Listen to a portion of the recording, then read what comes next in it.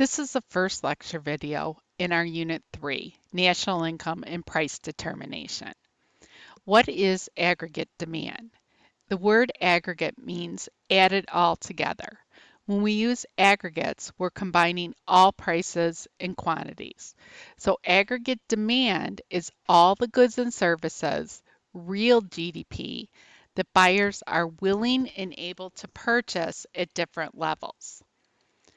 There's an inverse relationship between the price level and real GDP. So if the price level is going up, then we have inflation and real GDP falls. And the opposite, if we have decreases in prices or deflation, then the real GDP demanded is going to increase.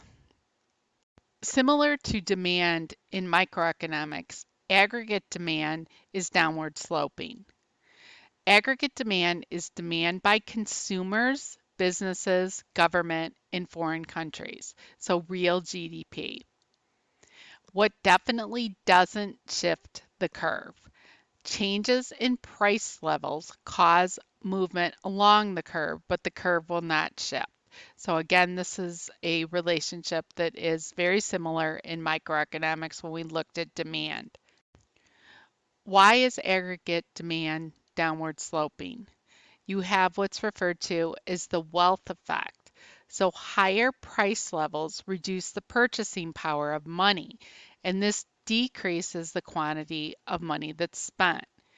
Lower price levels increase purchasing power and increase expenditures. And we refer to that as the real balance effect. So an example, if the price level doubles, people are going to buy less stuff because they have less purchasing power. So the price level goes up, GDP demanded goes down. The second is the interest rate effect.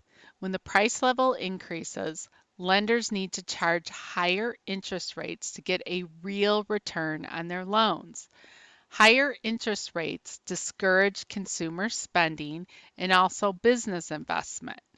So an increase in prices leads to an increase in the interest rate from say 5 to 25%. You're less likely to take out a loan to improve your business. So the price level goes up, GDP demanded goes down. The third is the foreign trade effect. When U.S. price levels rise, foreign buyers purchase fewer U.S. goods and Americans buy more foreign goods. Exports fall and imports rise, causing real GDP demanded to fall. So if prices triple in the US, Canadians are going to buy fewer US goods, causing quantity demanded of US products to fall. So price level goes up and GDP demanded goes down. The third shifter is a change in government spending. So if the government is spending more or less on things such as defense or public work programs. Changes in net exports, the value of the dollar, national income compared to abroad, if there's a major importer that has a recession. So aggregate demand, again, is GDP, consumption, consumer spending, plus investment, business investment, plus government spending, plus net exports. So here are some practice problems for AD.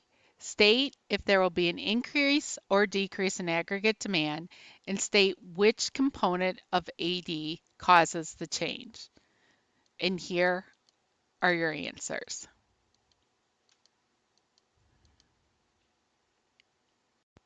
And a practice question, and the answer is D.